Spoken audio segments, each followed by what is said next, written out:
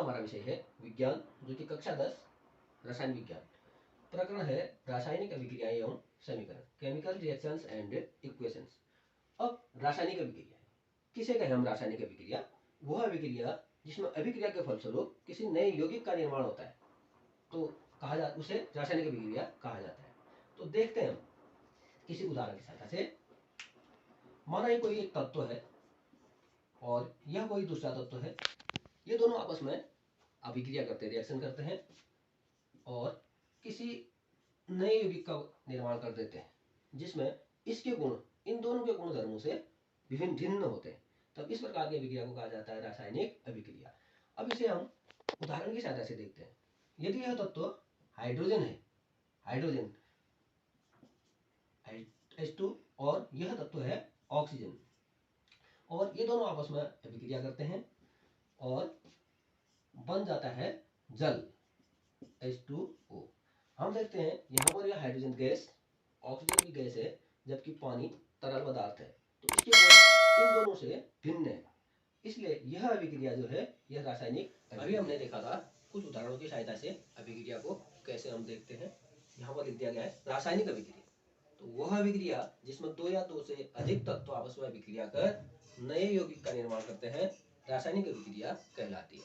तो अभिक्रिया तो हमने दे दिया कि यह हाइड्रोजन है, यह ऑक्सीजन है।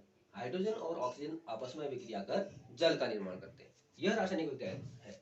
इसी प्रकार हम और क्या अभिक्रियाएं बना सकते हैं? कार्बन और ऑक्सीजन आपस में अभिक्रिया कर कार्बन डाइऑक्साइड का निर्माण करते हैं, या फिर कार्बन वायु में जलकर कार्बन डाइऑक्साइड का निर्माण करता है, या फिर मैग्नीशियम और ऑक्सीजन आपस में क्रिया करके मैग्नीशियम ऑक्साइड का निर्माण करते हैं। दूसरे शब्दों में मैग्नीशियम वायु में जलने पर मैग्नीशियम ऑक्साइड का निर्माण करता है। ठीक, तो ये होगी हमारी रासायनिक अभिक्रियाएं। और भी हमारे दैनिक जीवन में कौन सी अभिक्रियाएं होती है? जैसे श्वसन है, दहन है और जंग लगना, संक्षारण है, ये सब हमारी रासायनिक अभिक्रियाएं हैं। क्या थी हमारे पास? इसका उदाहरण दिया था हमने, और इस उदाहरण को हमने लिख दिया शब्दों। तो ये जो लिख दिया इसको हम कहते हैं शब्द समीकरण। किसी रासायनिक अभिक्रिया को शब्दों में व्यक्त करना, यह हो गया रासायनिक अभिक्रिया का शब्द समीकरण। इसे कहा जाएगा शब्द समीकरण। ठीक, अब इसके बाद हमारा जो टॉपिक है वो है रासायनिक समीकरण। इस रासायनिक अभिक्रिया को संकेतों अथवा प्रतीकों द्वारा प्रदर्शित करना रासायनिक समीकरण कहलाता है।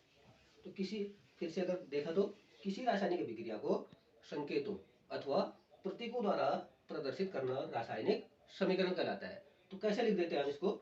यहाँ पर हाइड्रोजन के लिए संकेत लिख दिया जाएगा H। अब चूंकि हाइड्रोजन द्विपरमाणु तत्व है, इसलिए H2 प्लस। ऑक्सीजन को संकेत में O लिखा जाता है, क्योंकि ये द्विपरमाणु तत्व है, इसलिए O2। और जल का अणु सूत्र है हमारे पास H2O। तो ये जो अभिक्रिया थी हमारे पास, इस अभिक्रिया को हमने शब्दों में लिखा, तो इसको शब्द समीकरण कहा। अब इन शब्दों को हमने संकेतों में लिख दिया, तो इसको हम कह देते हैं समीकरण। क्योंकि हम देख पा रहे हैं यहाँ पर हाइड्रोजन के 2 परमाणु हैं, यहाँ भी हाइड्रोजन के 2 परमाणु हैं, यहाँ ऑक्सीजन के 2 परमाणु है, यहाँ पर एक ही है। तो यह समीकरण जो है ये असंतुलित समीकरण है, इसलिए इस समीकरण को हम कहते हैं कंकाली रासायनिक समीकरण